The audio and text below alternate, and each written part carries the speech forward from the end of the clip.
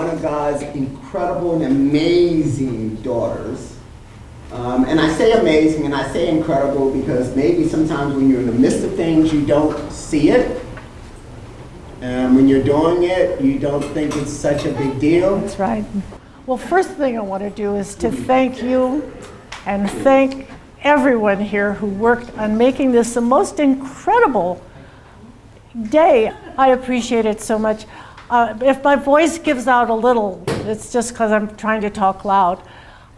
There were things I said to the children this morning, but there are things I want to talk about now that I was not going to bring up with the children. Because there was pain and there was suffering, and I didn't need to share that with them at this point. Anyhow, I want to start by reading a letter, part of it, that was written in 1958. When was it written, Ms. Griffin? It was written to President Eisenhower in 1958. And it says, "My dear Mr. President, I was sitting in the audience at the summit meeting of Negro leaders yesterday when you said we must have patience. On hearing you say this, I felt like standing up and saying, oh no, not again. I respectfully remind you, sir, that we have been the most patient of all people. When you said we must have self-respect, I wondered how we could have self-respect and remain patient, considering the treatment accorded us through the years. 17 million Negroes cannot do as you suggest and wait for the hearts of men to change. We want to enjoy now the rights that we feel we're entitled to as Americans." And the person who wrote this was Jackie Robinson.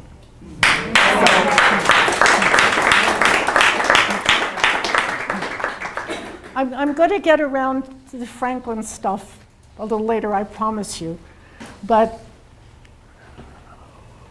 one of the things I'm asked most is, how did you do it? And why did you do it? What made you do it? And my answer is always the same. Because that's how I see the world. That my sister and I were raised in a family where respect and love and caring for others, no matter who, no matter what color, no matter what religion, was just part of who we were.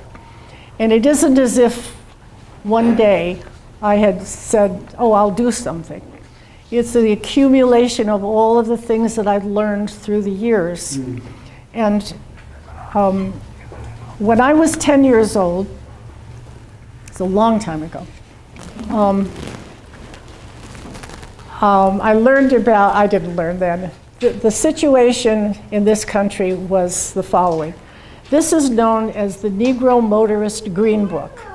And as you may know, in yesterday's Times, there was a review of the movie, The Green Book, which is going to use some of the information here. Have any of you ever heard of it before? No. Okay. This is the 1940 edition. And it was a time when black people, I'll use the term Negro here because that's what's involved in all of this, were unable to go into a city, find a hotel, go to a movie, and be safe. So this is a book that is for the motorist that tells them what hotels they could use, who has private home, who have private homes where you could come and stay, barbershops you can go to, gas stations you can go to, restaurants you can go to. And the obvious answer also is the ones, this tells you what you cannot do. So this is where you will be welcome, where life would be open. And there were also places called Sundown Cities, where black people had to be off of the streets or out of the city by sundown. Otherwise they would be arrested, picked up, who knows what would happen. There were, of course, this was particularly for various states, and it goes through all of the states and shows, and maybe in some cities there may be just one or two places to go to. But the Green Book to me, it means so much because what it says that these were American people who wanted to go on a trip to visit their relatives or wanted to go on a vacation. And before going into certain places, they had to be sure that they'd be safe. And violence very often occurred, as many of you know. So I've got the 1940 edition, and there's another one. This one was the 64, I think. So they kept updating Yeah, it, Ms. Glickman? they did until the Civil Rights Act. After that, they stopped it because people were supposed to be free to go anywhere. The final one was the international edition, was 1963-64, called Vacation Without Aggravation. And these are available. I know someone who is able to sell them. What year was that one, Ms. Glickman? The last one was when? The last one was called the International Edition for Vacation Without Aggravation. Wow. So, anyway, we have them up here for you to look at. And when we think about the fight for civil rights, the kind of violence that happened is heartrending. I've been reading a lot about the Student Nonviolence Coordinating Committee, SNCC, where the period of segregation that existed in the South at that time was so terrible and dangerous. When the act was, after the act, young people started to try out certain things. For example, they would go into Woolworths, buy something, and so they were actually a customer, then sit down at the lunch counter to have something to eat. And the woman behind, the waitress, would say, "We don't serve." You know, the N-word is used so much but even today I can't say it, but you know we don't serve you here. And there were a group of people, young people particularly, who decided to stay at the lunch counters. And they stayed, and they stayed, and white people would come in, and they would grab at their clothes and try to pull them off and say, get out of here. And there was violence, but they stayed. And eventually, the discrimination in these lunch counters was gone, but I want to make people understand how long it took. There were movie theaters where black people couldn't go. And they were showing the movie, the Ten Commandments. And a black person came up and said, "I'd like 2 tickets." They say, "We don't serve you here." So what happened was then another couple came up. And for 14 weeks, people kept lining up and saying, "I want a ticket." And they say, "You can't have a ticket." After 14 weeks, they finally opened up. This is the theater showing a movie. People had to fight for everything, everything. Have any of you heard about or remember the Freedom Riders? Yes. Yeah. These were many young people who came from the North to try to make a difference and try to help their brothers and sisters in the South. And there was a segregated bus system, as you know, but they would come down, and they were called Freedom Riders, and come into the South. And that was a time when the Ku Klux Klan was in full force. The riders who were coming in were hurt, were pulled out of buses. And at one point, there was a sheriff named Bull Connor. Does that name sound familiar? He was, well, He was Bull Connor. One of the buses was coming, and someone threw a firebomb at the bus, and it was pretty horrible and so on. The Ku Klux Klan, well, Bull Connor waited 15 minutes before he called the police, which gave the Ku Klux Klan time to come in, grab the people out of the bus, beat them up, terrorize them in any way possible. The Freedom Riders were jailed many, many times. There were so many young people who went down, but there were 3 particular whose names I want to mention. Michael Schwirmer, James Chaney, and Andrew Goodman. Their bodies were found, beaten, and they were murdered. James Chaney was black, and the other 2 were 2 young white men. And their story lives on. There have been a number of things written about those 3. Sorry. There was the story of Emmett Till, who was 14 years old, who was from the North visiting relatives in the South, went into a grocery store and made a comment to the woman behind the counter. She claimed that he had made a terrible and indecent account, and that child's body was found so torn and ripped apart that his mother insisted that the casket be open so that people could see what was done to her little boy, who had made a casual comment to a woman in the store. Years later, I understand she recanted.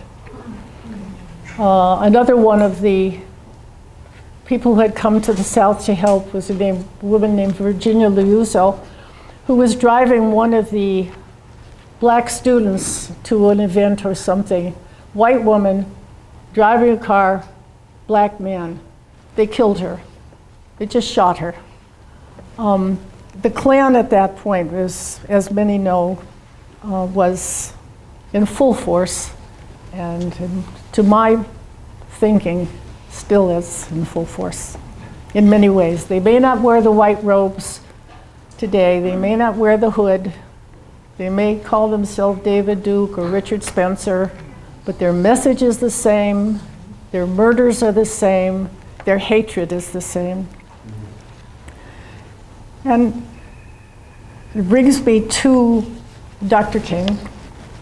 And people, I think I may be repeating myself, but I did mention earlier that my sister and I grew up in a home where we just, what you inhaled in your life is respect for others, understanding of others, appreciation of others. And so it isn't as if I woke up one day and said, Dr. King was assassinated, maybe I can do something. And I tried to think about, things I could do. And so I thought I'd write to cartoonists.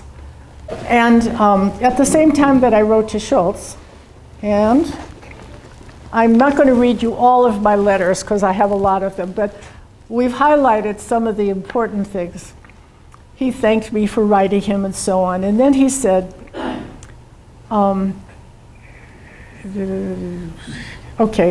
we now find it confronts us with grave and seemingly insoluble problems.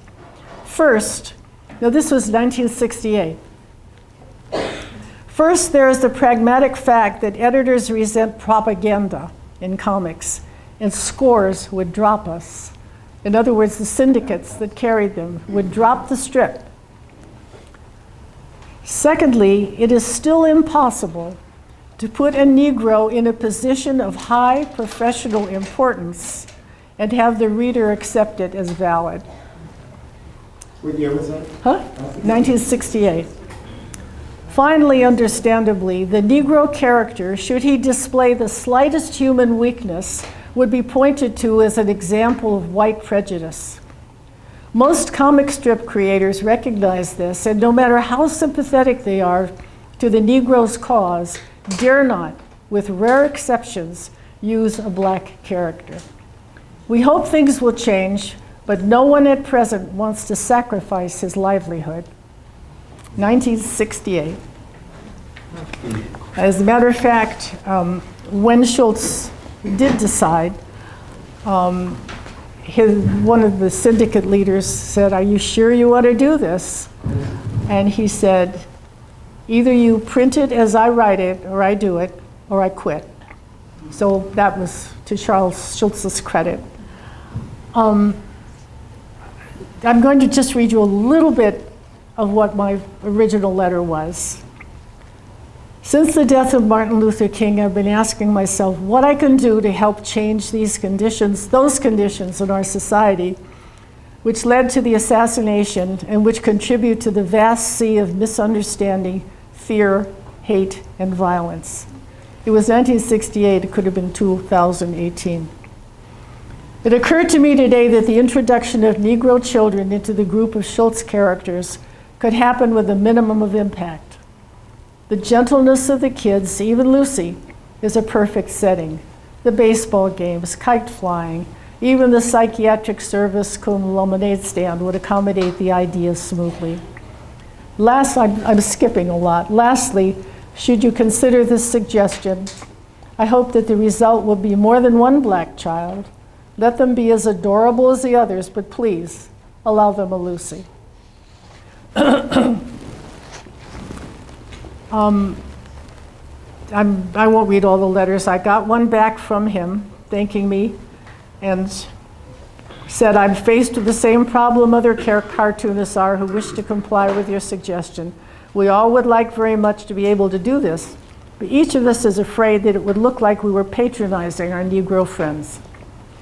And I wrote back and thanked him for contacting me and asked if it would be okay if I shared his letter with some of my African American friends, which I did, and I think I mentioned some of this for those that were there earlier. My friend Ken Kelly, who was a father with 2 children, and Monica Gunning, who had 2 children, wrote lovely letters, beautiful letters. I have copies of them. And even before he was able to assimilate that, Schultz wrote back and said, "I'm going to do it, and you'll be pleased to see the July 31, 1968 strip." And that's the day that Franklin appeared. And for me, home with my young children, it was one of the highlights of my life, really, because I knew how significant it really was. I'd like to read, I hope I can find it. Yeah. People have asked me, what were the reactions? It caused a little firestorm. Newsweek magazine, the Los Angeles Times, Art Seidenbaum wrote a long article about the introduction of this child. It was a national story that was not always received well, but this letter arrived to Schultz. And I have sort of a copy of the original, but I'm reading it from this one. "Dear Mr. Schultz, my name is Franklin R. Freeman, and at the present I'm an Army sergeant serving in Vietnam. One of the most rewarding times of my day is when we get our paper and I can read Peanuts comic strip. Yesterday my reward was doubled because I found a new character in the strip who shares my name. By now you think I'm probably some kind of nut, but you'll never know how much emotion was stirred among my friends when they read the enclosed cartoon. Incidentally, I am a Negro also. Thank you very much for the character that was named after me, as if you know me. I am D Company, 128 Infantry, and practically the whole company is crazy about your comic strip and Charlie Brown books. A good friend of mine, anyway. This letter was just to let you know you've been very instrumental in keeping us in a good mood and high spirits while being away from home." I love that. I've got all this equipment on me here. There were other responses that were not as wonderful. This one came from the Meridian Star newspaper in Mississippi. What state was that, Doc? What state was it from? The Mississippi. Yeah. To the syndicate, gentlemen, in today's Peanuts comic strip, Negro and white children are portrayed together in school. School integration is a sensitive subject here, particularly at this time when our city and county schools are under court order for massive compulsory race mixing. We would appreciate it if future Peanut strips did not have this type of content. 1969. What year was that? 1969, yeah. And Mom, that's when he told the syndicate, because they called him. Oh, was at that point when he told the syndicate that they either use it or he would quit. Gotten all these papers.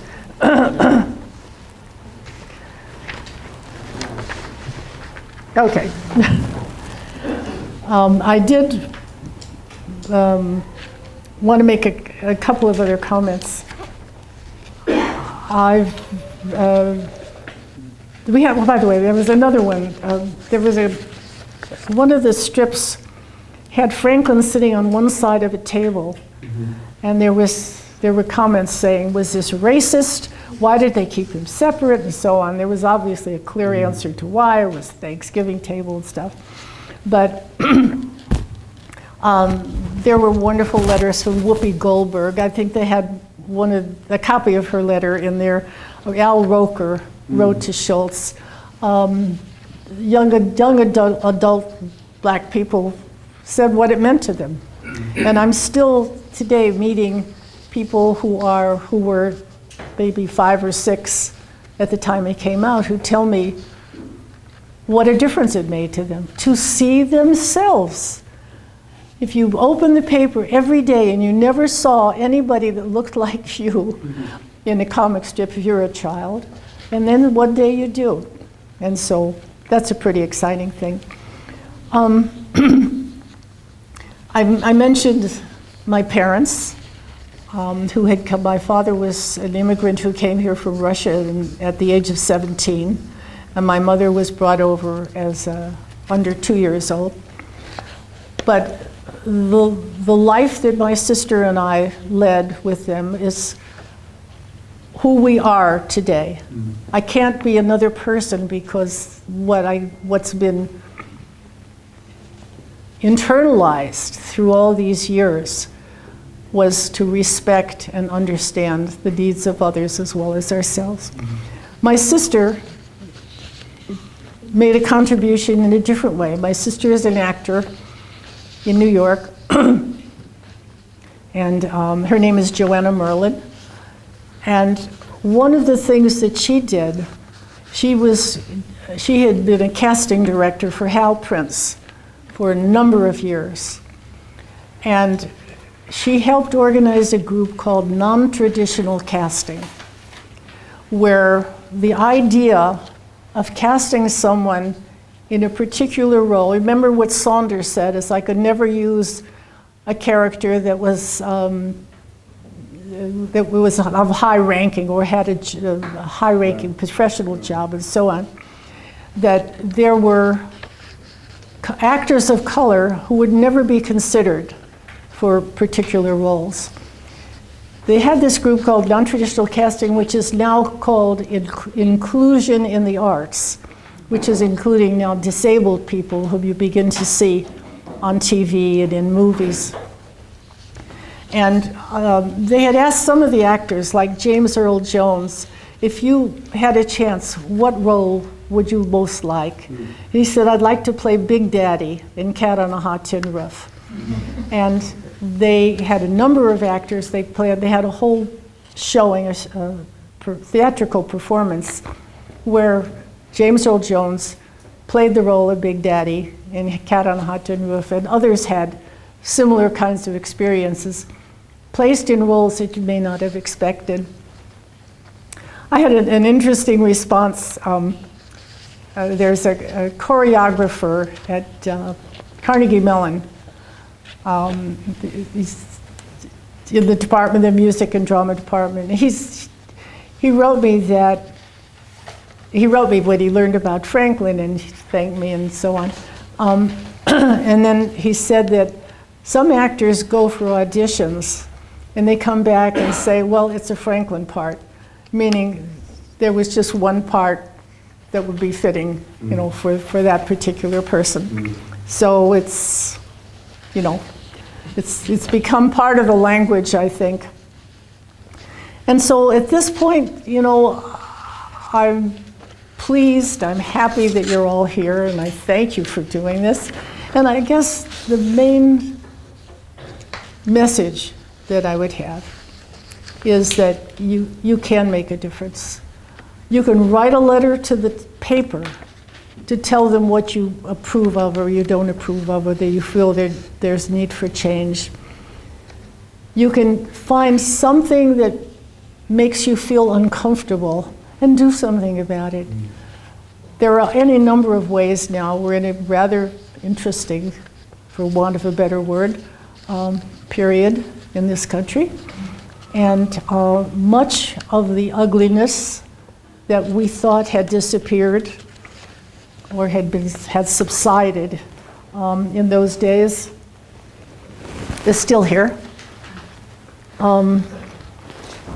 And I guess that's my main message. The other thing I'd like to do is just point out something.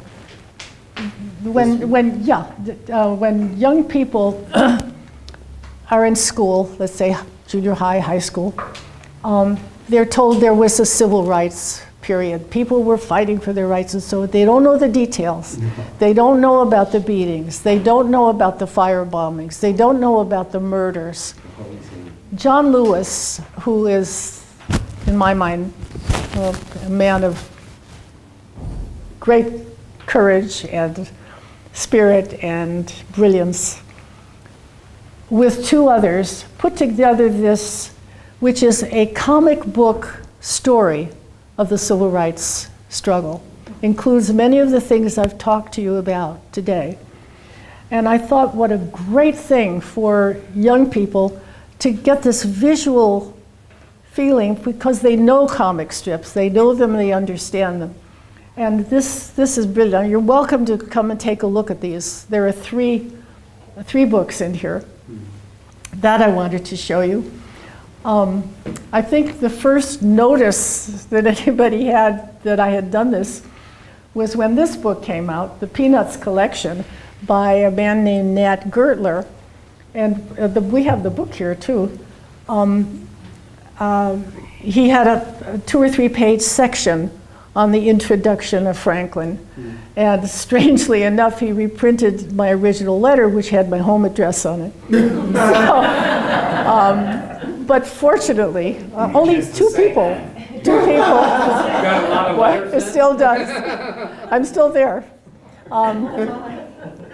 I heard from a policeman in Cincinnati, Ohio, named William Bell, and he wrote that he was an African American, and he handled the diversity programs there. And he was so excited about it. And he's the one who actually wrote to the museum at one point and said, I think you should do an exhibit about Franklin, which they just did, the 50 years of Franklin. He began doing, you want me to take this? He began doing programs in his neighborhood, in the libraries and so on. And so he put something like this together. And then, you know, other things began coming out. There were, you know, cards, greeting cards, socks with Franklin's picture on it. So I began sort of collecting everything I have. Yeah. I keep forgetting that those are up there. Wow. Yeah, the cups. There's now a Snoopy museum in Japan.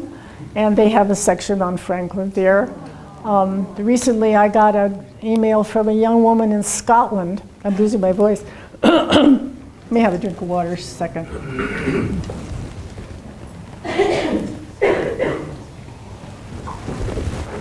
A young woman in Aberdeen, Scotland, who's doing a dissertation on peanuts and Franklin. Wow. So we've been in touch now, and I've been sending her some material. There have been things in the United Kingdom. It's spread so wonderfully and sweetly that it makes me very happy. I just have one other thing that I brought, the directory. Yeah, this was like the Green Book. And this is the 1942-43 edition that has a telephone book, and then it has all of the facilities where black people could come comfortably. And you're welcome to look through that as well. And so I think with, okay. There's Marmar. Oh, there's Marmar.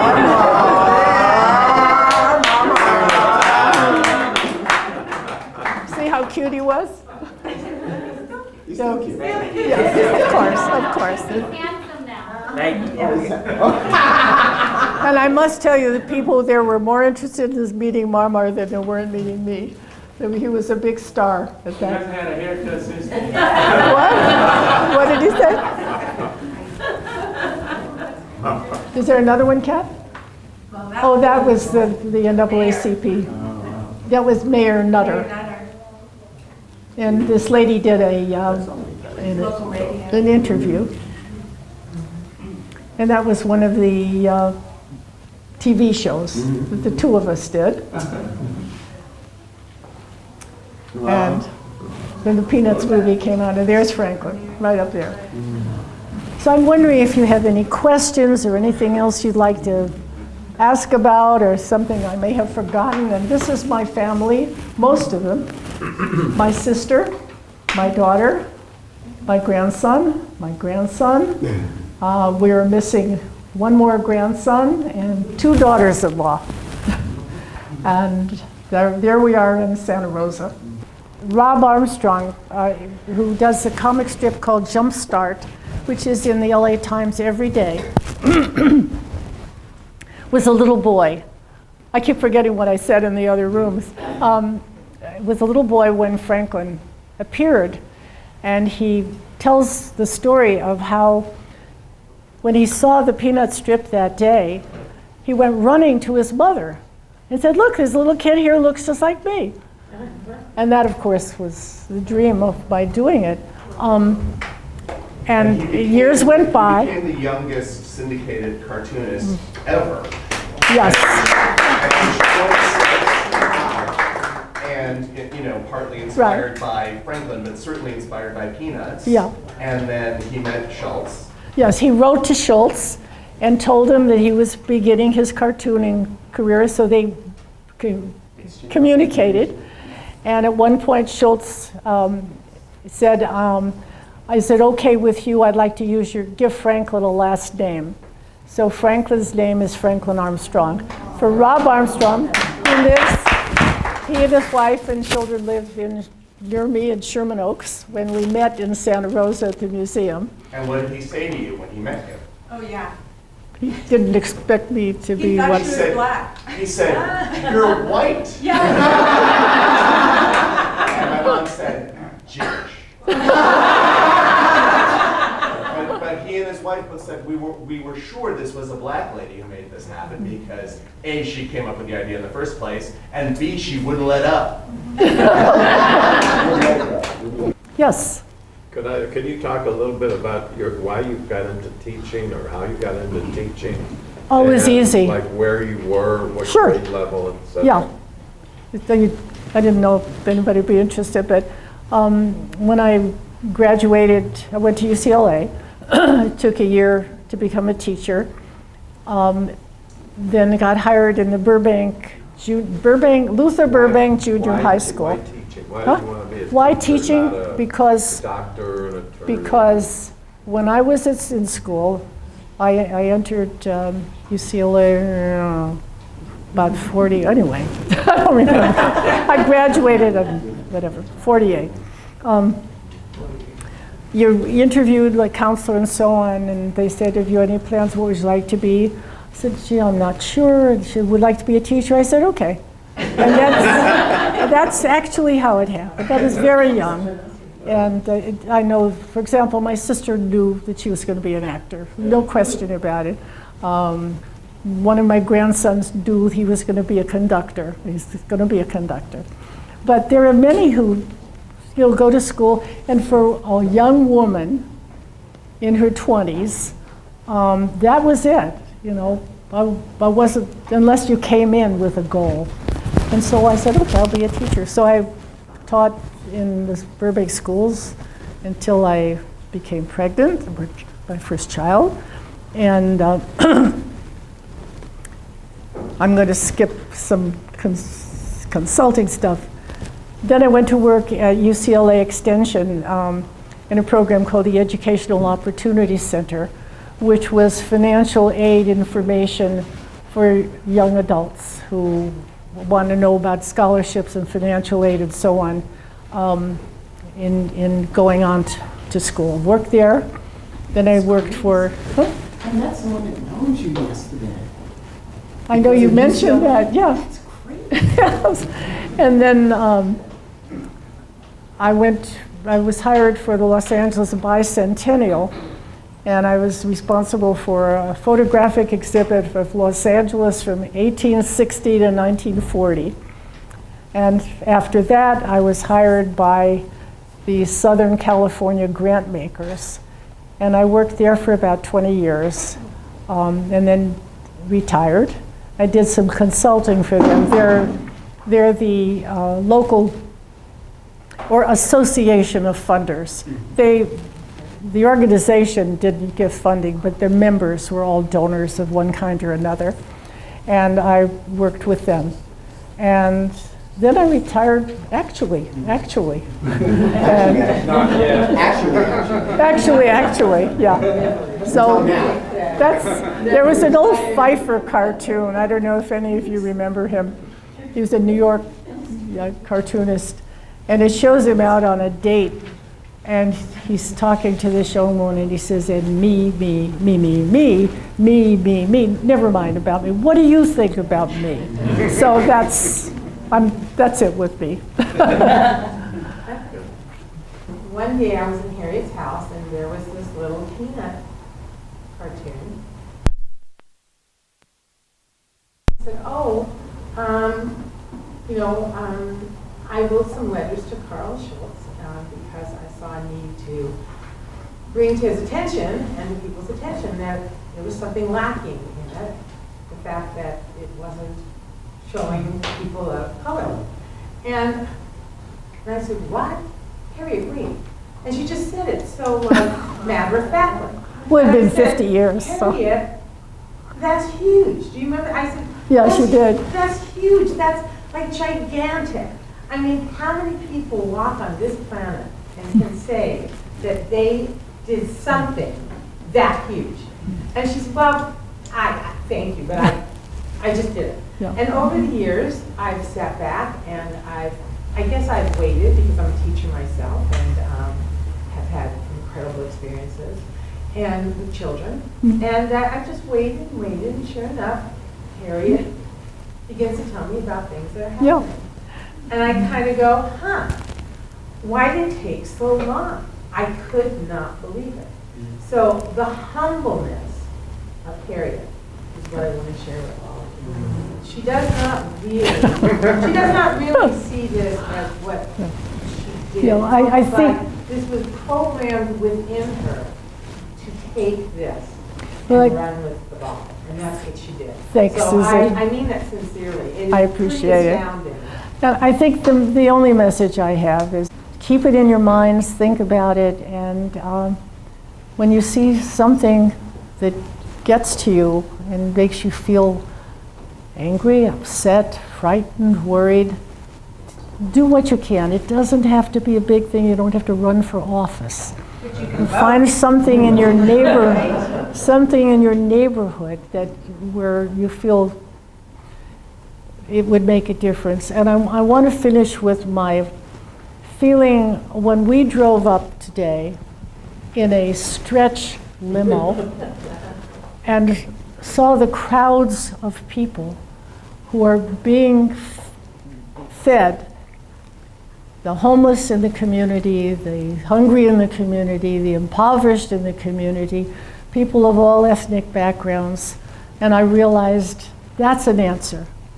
This is making a difference, and everybody here who's worked on that, including the children in the other room who've had a part of it, that's where they learn. That's where they understand what it is to be a human being.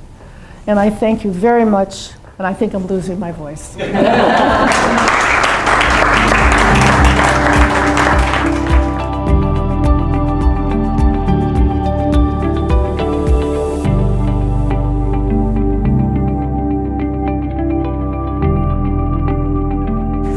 When I met Miss Glickman, I remember going over to her chair, and she smiled at me.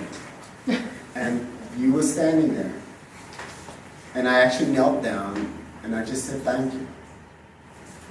My mom cleaned houses for a living. My grandmother cleaned houses for a living. I was sharing with Miss Glickman one day, I was walking with my grandmother, Mac, and I was getting ready to go into a place, and she said, "You can't go in there.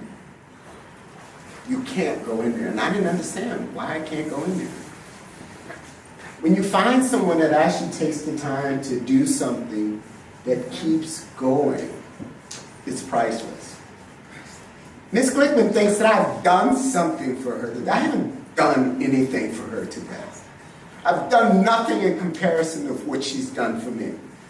I don't need anyone to see me. I don't need anyone to know me, but I need her to know how much I love her.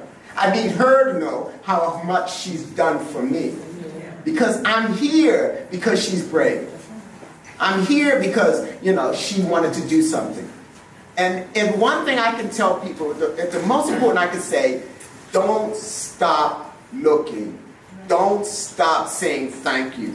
Don't stop making a difference. And do it while they are around to know how much you appreciate them.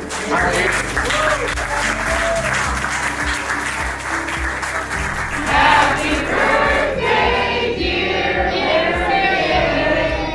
Happy birthday to you.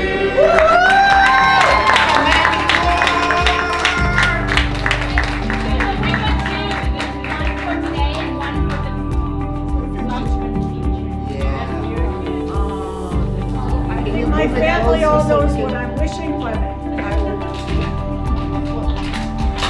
Woo!